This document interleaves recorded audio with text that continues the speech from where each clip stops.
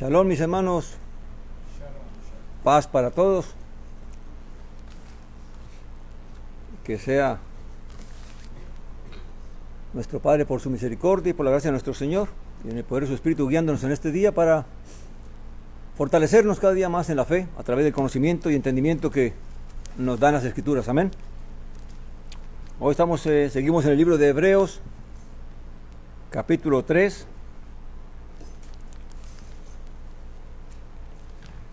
Y pues el libro lleva su título basado hacia en qué dirección fue guiado el libro, ¿verdad? Fue guiado específicamente para, no únicamente, pero sí más específicamente para toda la población hebrea o descendencia de los judíos, de los israelitas. Amén. Que tenían conocimiento del primer pacto y habían entrado al primer pacto sea por nacimiento o sea por conversión. Amén. Así que, aunque este capítulo 3 está más enfocado en aquellos que realmente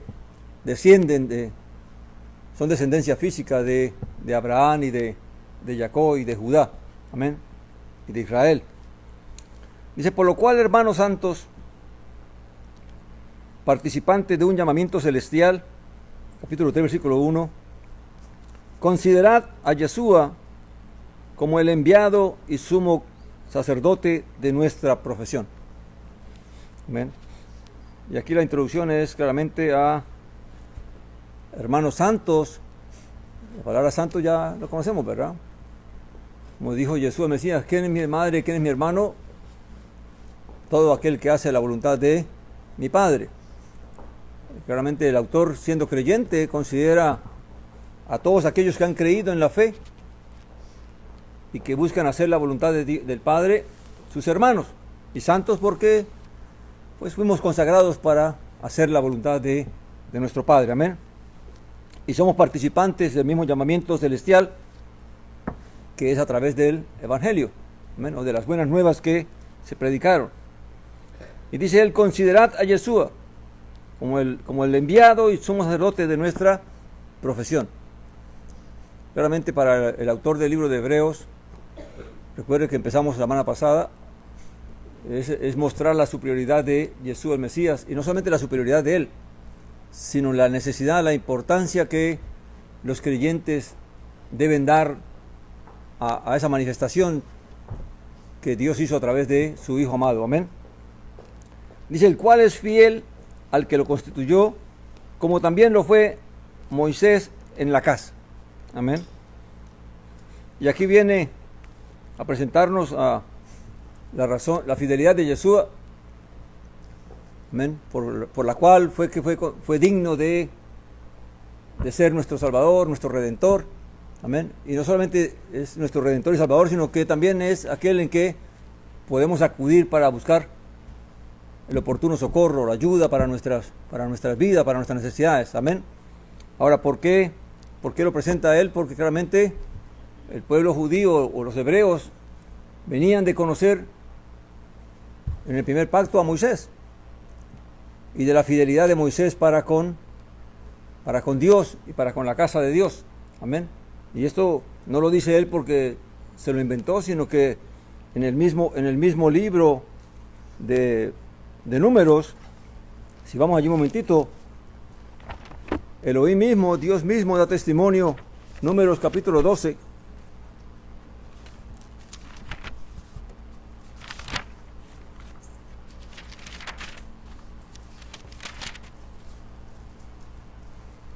Números capítulo 12, 6 y 7.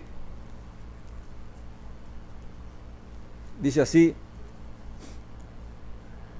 Y él les dijo, esto vamos a leerlo, sucedió en una ocasión cuando Aarón y Miriam hicieron comentarios acerca de Moisés y Elohim se molestó con él por eso, ¿verdad? Y entonces él les dijo, oíd ahora mis palabras, si hay entre vosotros un profeta, yo Yahweh, en visión a él me revelo y en sueños le hablo. no ocurre así con mi siervo Moisés, que es fiel en toda mi casa. O sea, Elohim mismo dio testimonio de la fidelidad de Moisés. Ahora alguien podría preguntar, bueno, pero ¿cómo el autor de Hebreos va a dar fidelidad de Yeshua donde se demuestra de que él fue fiel? ¿Y cómo se demuestra de que fue tan fiel como lo fue Moisés? Amén. Porque no está, una de las cosas que vemos en el autor de esa carta es que no vemos que busca denigrar nada del primer pacto, sino al contrario, busca exaltar todo lo que en el primer pacto fue dado, pero trayéndolo para mostrar lo superior que es lo nuevo que Elohim ha hecho, amén, que Elohim ha revelado, amén. Antes habló por los profetas, ahora habló por su Hijo. Y dice que, ahora, ¿qué testimonio tiene el autor de Yeshua para decir que fue tan fiel como Moisés? Claramente porque la resurrección de Yeshua demostró su fidelidad. ¿Por qué? ¿Por qué el Padre lo resucitó?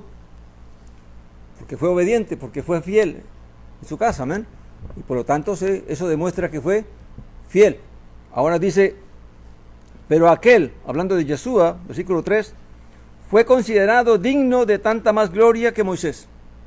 Amén. Aunque fue fiel como también lo fue Moisés, pero en cuanto a la dignidad, Yeshua fue considerado de más ¿qué? De más gloria. Amén. Recordemos que el primer pacto no fue sin gloria. Amén. Toda la manifestación de poder que hizo Elohim en el desierto para con Israel, el abrir el mar,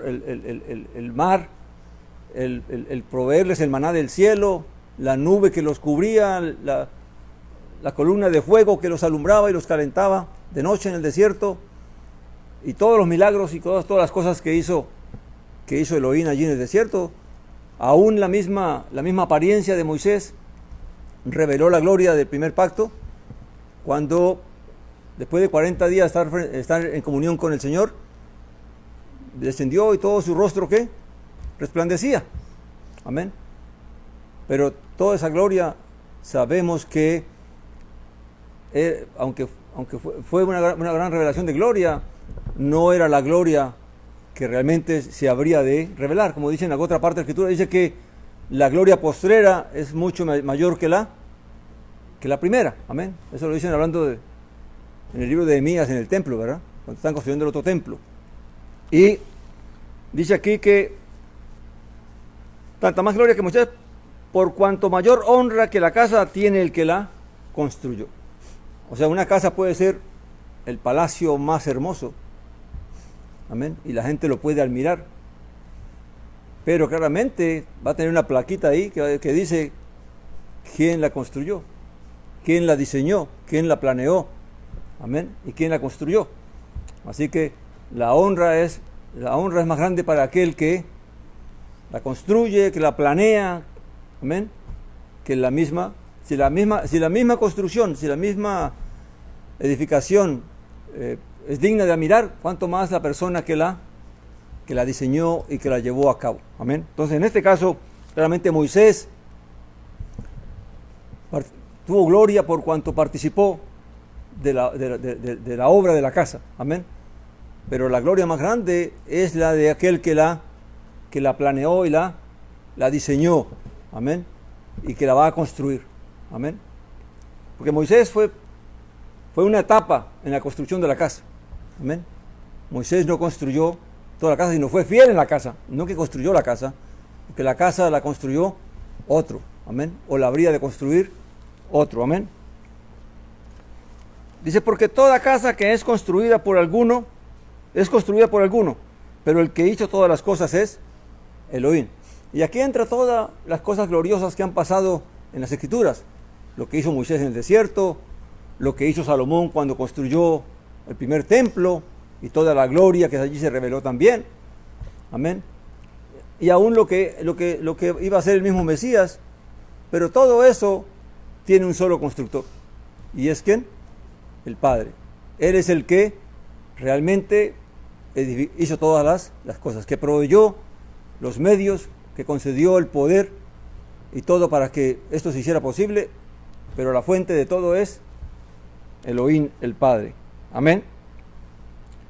Dice, y Moisés en verdad fue fiel, versículo 5, sobre toda la casa, como siervo, para testimonio de las cosas que se habían de decir. Y aquí claramente la palabra siervo no se pone allí por gusto, sino que claramente es el contraste entre Moisés, que participó de esta gloria, pero que es siervo, y de Yeshua, el Mesías, que viene a ser ¿qué? El Hijo, que fue lo mismo que el Señor reveló cuando habló la parábola de los viñadores, ¿verdad? De cómo el dueño de la viña envió mensajeros, hasta que después mandó ¿a qué? A su propio Hijo. Dice, pero el Mesías como Hijo sobre su casa, la cual somos nosotros, si nos aferramos a la confianza y a gloriarnos en la esperanza. Amén. O sea, ¿cuál es la casa? ¿Cuál es la casa de Dios? No es el templo físico, ni el tabernáculo. La casa de Dios siempre ha sido todo el pueblo de Dios, todos aquellos que le han creído y le han obedecido a Dios. Amén. A todos se les considera ser casa de Dios, y todos venimos a ser su casa. Amén. Y dice también pero dice que si nos aferramos a la confianza y a gloriarnos en la esperanza, quiere decir que aunque uno puede tener la oportunidad de ser casa de Dios, uno puede perder esa oportunidad si no se aferra, si no permanece. Amén. Conforme a lo que Dios lo ha determinado. Amén.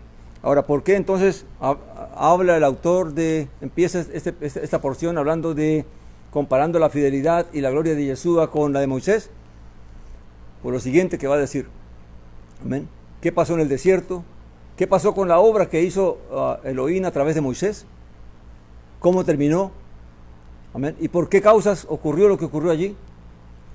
¿Y por qué eso entonces ahora viene a ser relevante en cuanto a la aparición de Yeshua el Mesías? En cuanto a cómo nosotros debemos ¿qué? Comportarnos. Entonces, todo esto que está haciendo aquí es en cuanto a la gloria de Moisés y la gloria del Hijo, es para introducir esta exhortación en cuanto a lo que sucedió con Moisés y la obra que Dios le permitió hacer, y lo que puede suceder con nosotros, y la gloria y la obra que su Hijo ha hecho para con nosotros. Amén. Dice, por lo cual, versículo 7, capítulo 3 de Hebreos, versículo 7, dice, por lo cual, así como dice el Espíritu de Santidad o el Espíritu Santo, hoy, si oís su voz. Amén. Y aquí él va a tomar una porción del libro de los Salmos, donde se relata lo que sucedió en el desierto. Amén. Pero con el apunte de que está esa palabrita hoy. Amén. O sea, esto lo dijo David, esto lo escribió David mucho tiempo después de que el pueblo pasó por el desierto y de que ya entraron, de que murieron en el desierto y entraron a Israel. Amén. ¿Y por qué David dice esta palabra hoy? Amén. Después de tanto tiempo. Dice, hoy si oís su voz, no endurezcáis vuestros corazones, como en la rebelión, en el día de la tentación, en el desierto, donde me tentaron vuestros padres, poniéndome a prueba, aunque vieron mis obras 40 años. Por lo cual estuve airado con aquella generación, y dije siempre, se extravían en su corazón, y no han conocido mis caminos. Por tanto juré en mi ira, no entrarán en mi reposo. Amén. Ahora, esto lo dijo David mucho tiempo después. Pero lo que debemos tener en cuenta es por qué es que David dice después de tanto tiempo, hoy sí oí su voz. Y al final cierra hablando de ¿qué? De que no entrarán en mi reposo. Y ese va a ser el tema del autor en esta porción escritural, de qué tiene que ver el hoy con el reposo de Dios. Amén. ¿Por qué fue que aquellos que Elohim los sacó de Egipto, no pudieron entrar en el reposo de Dios. ¿Por qué Dios determinó de que ellos no entrarían en su reposo? ¿Qué fue lo que pasó para que ellos no alcanzaran ese reposo? ¿En qué consiste ese reposo? ¿Cuál es el reposo de Dios? Amén. Dice, mirad pues, hermanos, todo esto lo vamos a aclarar en la medida que avanzamos en esta porción, ¿ok? Mirad pues, hermanos, no sea que acaso haya alguno de vosotros, que acaso haya en alguno de vosotros un corazón malo de incredulidad, como para apartarse del Elohim vivo, o del Dios vivo. Antes bien exhortados los unos a los otros cada día, en tanto se dice hoy, para que ninguno de vosotros se endurezca por el engaño del pecado. Amén. Y aquí es que le he puesto el título de esta meditación, es un dúo mortal, ¿verdad? La incredulidad y el pecado. Cómo estos se unen para destruir la vida del ser humano. Amén. Dice, mirad pues, hermanos, no sea que acaso haya en alguno de vosotros un corazón malo de incredulidad, como para apartarse del Elohim vivo. Amén. Ahora, la incredulidad, ¿qué es la incredulidad? ¿Qué es lo que lleva al hombre a ser incrédulo? Amén. La fe es, el contraste de la incredulidad es la fe, ¿verdad? Creer. Y la fe se fortalece o tiene la característica de que está basado en la confianza que se pone en aquello que se cree. Amén. Y en la medida que la confianza se fortalece, la fe se fortalece. Pero cuando un corazón es incrédulo, pues es un corazón malo, porque primeramente no permite que realmente creerle a Dios.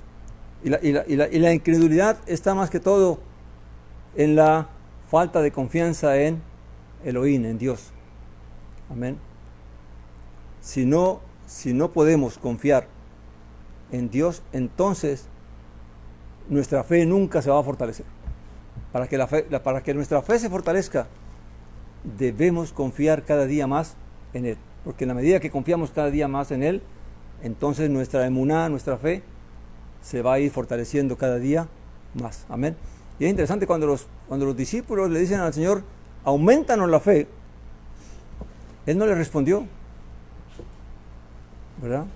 No hay respuesta allí para cuando Él dice eso, ¿verdad? ¿Y cómo era que Él iba a aumentar la fe de ellos? ¿Por qué no respondió? Porque aún faltaba la prueba final, lo que determinaría realmente que la fe de ellos se fortaleciera. ¿Qué era? La confianza en que la verdad de Dios se cumpliría, que las promesas de Dios se cumplen. Y cuando ellos lo vieron morir, claramente, lo más seguro que incredulidad entró. Dudas entraron, temores entraron. Pero cuando lo vieron resucitado, ¿qué pasó? Claramente, toda duda, toda incredulidad, todo temor desapareció. Y ellos cambiaron completamente, un 100% cambiaron. ¿Por qué? Porque confiaron en Dios, pudieron ver la veracidad del Padre, de la palabra, y entonces pudieron confiar en Él. Pero ¿qué pasó con el pueblo en el desierto? ¿Por qué fue que no pudieron confiar? Amén. Y la confianza, hay muchas personas que lo toman como algo que no es, el creer no es tan importante mientras tú vivas una vida correcta. Amén. Como que creer, la fe no es tan importante. Pero realmente la confianza en Dios es tan importante como la confianza en todos los aspectos de la vida. ¿Cómo viviríamos los que son casados tranquilamente sobre la almohada si la mujer desconfía del esposo o el esposo desconfía de la mujer? ¿Qué paz tendríamos? ¿Qué confianza tendríamos? ¿Cómo podríamos levantarnos y mirarnos con ese amor y con ese cariño si desconfiamos de aquel que duerme al lado o de aquella que duerme al lado nuestro? Amén. ¿O qué confianza tendría el que trabaja si su capataz o su empleador no tiene si el empleado no tiene la confianza de que le van a pagar? ¿Con qué ánimo, con qué esfuerzo uno trabajaría si no confiáramos en eso? Amén. Entonces, uno de los mayores males que ha venido sobre la tierra es la desconfianza en Elohim, en Dios. Por cuanto el hombre no puede y no ha podido y tal vez no ha querido confiar en Dios, entonces es que vienen tantos males. Porque ¿qué pasa cuando una persona desconfía de otra? No hay armonía. Dice la Escritura, ¿cómo caminarán juntos si no se ponen de qué? De acuerdo. Y mucho menos si desconfían el uno del otro. ¿Amén? Si desconfiamos de nuestro vecino, lo más seguro es que todo el tiempo vamos a estar con el ojo, ¿qué? Abierto a ver a qué hora nos viene la traición o el ataque. Amén.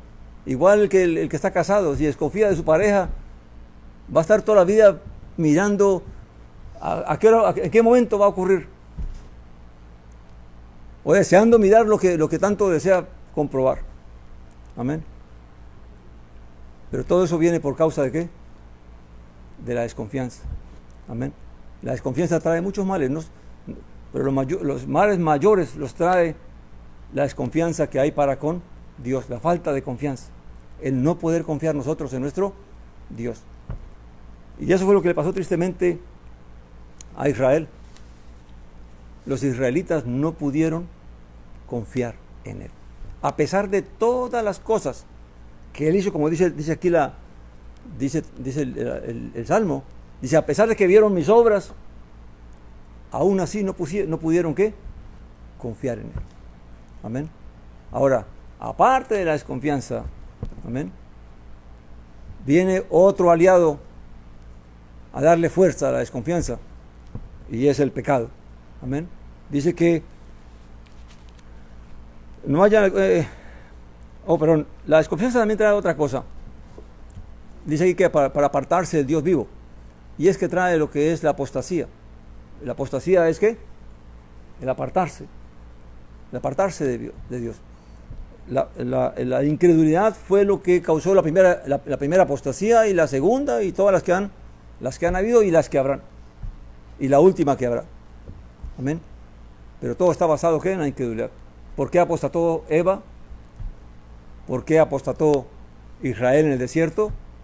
Porque no confiaron en la palabra de Dios, no confiaron en Elohim. Amén. Dice, antes bien exhortaos los unos a los otros cada día, versículo 13, en tanto se dice hoy, para que ninguno de vosotros se endurezca por el engaño del pecado. Y aquí viene el aliado de la incredulidad, que es el pecado. ¿Amén? Ahora, el pecado engaña.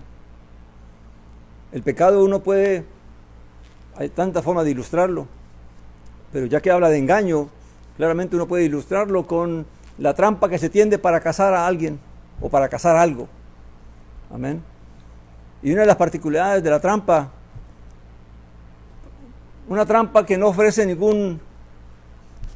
ninguna satisfacción, no funciona.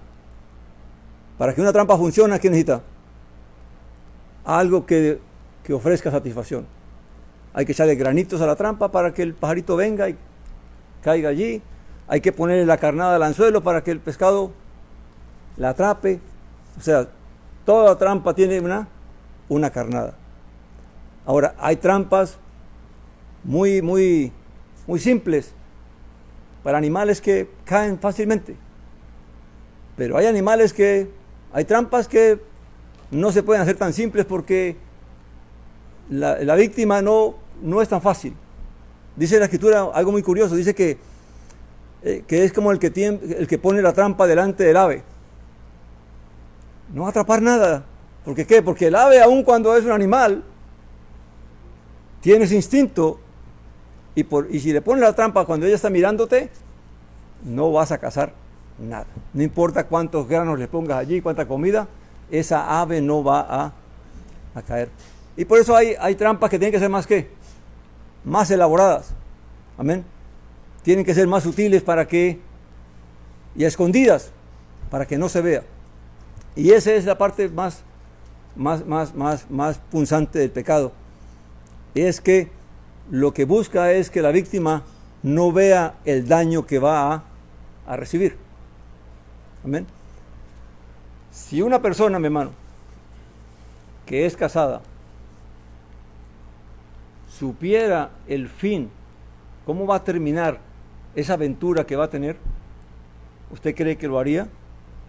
Si supiera cómo todo su hogar, toda su vida se va a destruir porque se dejó tentar, se dejó llevar, ¿usted cree que lo haría? Amén.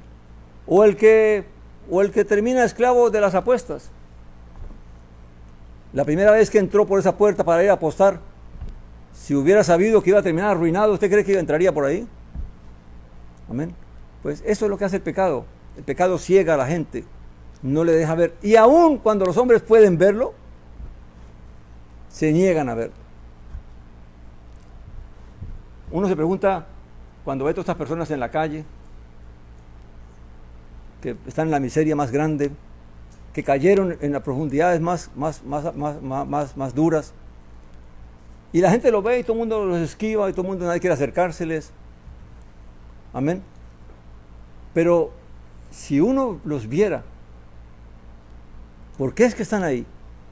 ¿Cómo llegaron ahí? Amén. Entonces uno tomaría más conciencia de que a mí también me puede pasar, si sigo el camino que ese señor o que esa señora siguió. Amén. Pero tristemente, ¿qué pasa? Que el engaño es astuto, y le digo que hay trampas que son más elaboradas que otras, porque aun cuando vemos el final, las consecuencias de las cosas, cómo el pecado nos engaña, a ti no te va a pasar. Tú vas a disfrutar, te vas a deleitar, pero tú no vas a caer como él. Y entramos ahí, amén, en la necedad, en creernos más sabios y más inteligentes que los demás. Y cuando ya hemos comido la carnada, viene la esclavitud. Amén. Así que a Israel le pasó, se unieron estos dos males para con Israel, y se unen hoy en día para con todos los hombres. La incredulidad se fortalece con el engaño del pecado. Amén.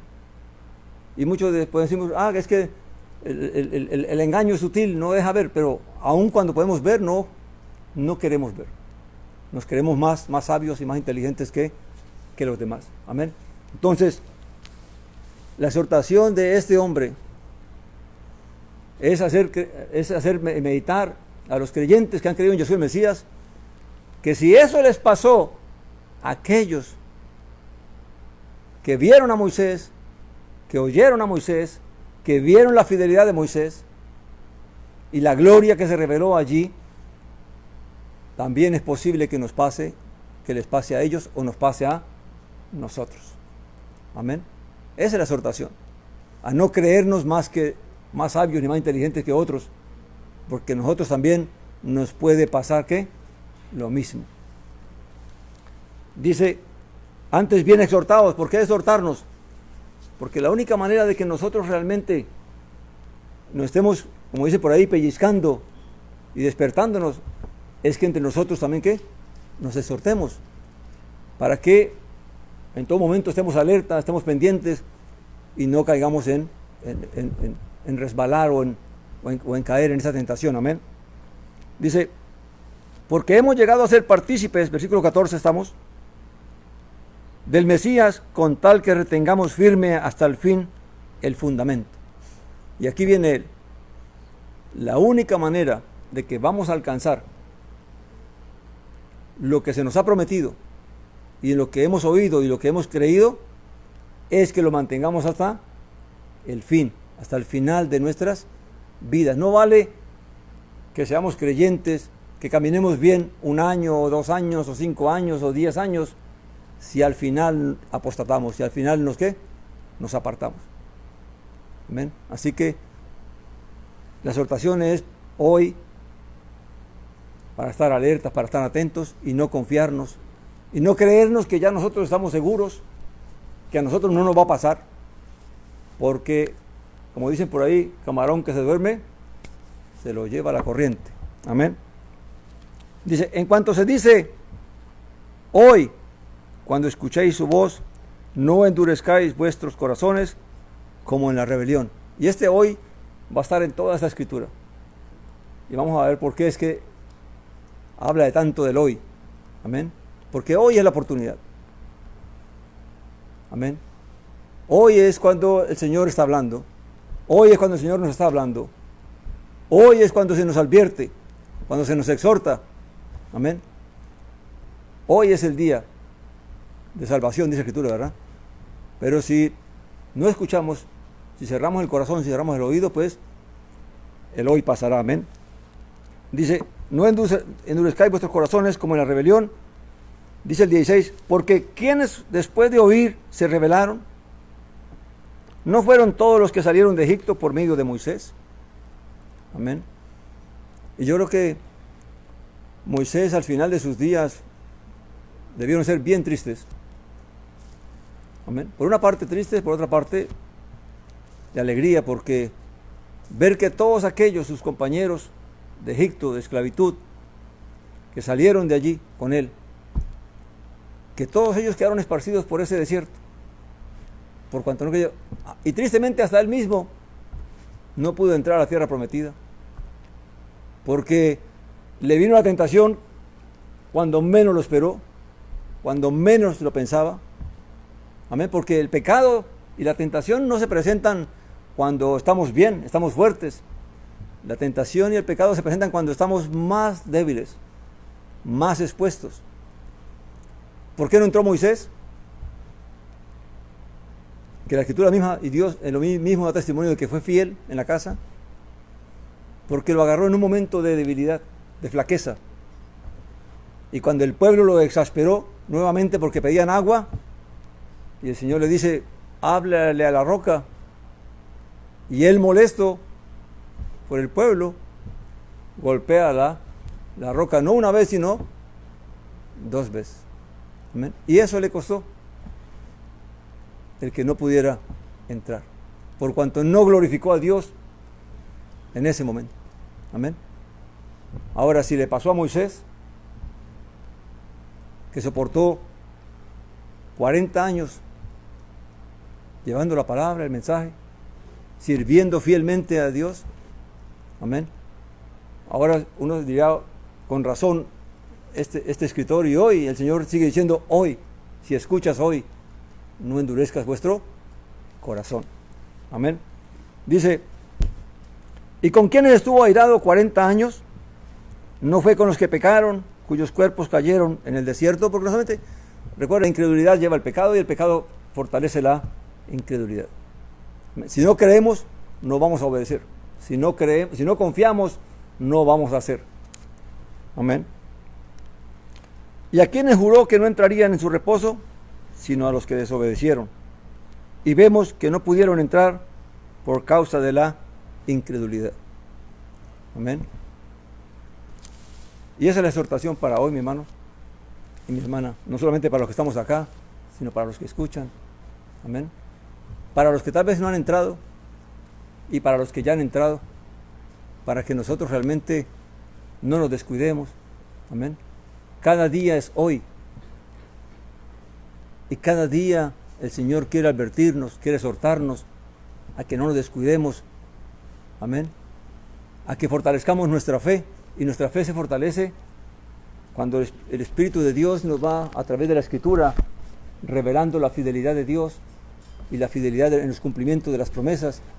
Y cuando ponemos nuestros ojos y miramos hacia arriba y vemos que Yeshua está a la diestra de Elohim y que así como Él está allá, un día todos los que perseveremos también estaremos así. Amén. Y en la medida que eso lo hagamos, realmente pues cada día nos vamos a ¿qué? A fortalecer. Pero en la medida que no creamos, muchos dicen, muchos practicamos la religión, practicamos la tradición, practicamos las costumbres, los rituales, pero realmente creemos realmente que todo esto que nos narra la Biblia, la Escritura, es verdad. que existió Yeshua el Mesías, que existió Moisés, que Yeshua el Mesías fue resucitado entre los muertos y está a la diestra del Padre y que pronto ha de venir. Porque esa es la esperanza. Esa es la fe. Amén. Eso es lo que creemos y eso es lo que esperamos. Pero si empezamos a desconfiar, si empezamos a dudar, si empezamos a permitir que nuestro corazón empiece a abrigar incredulidad, pues claramente el enemigo también va a estar pronto para que el pecado venga también, ¿qué? A seducirnos, a tentarnos. Y una de las cosas que tiene el pecado es que te ofrece la satisfacción del deseo. Y no solamente te ofrece la satisfacción del deseo, sino que te ofrece el que eso es permanente, de que vas a disfrutarlo por siempre. Pero es un disfrute que no pasa del primer trago.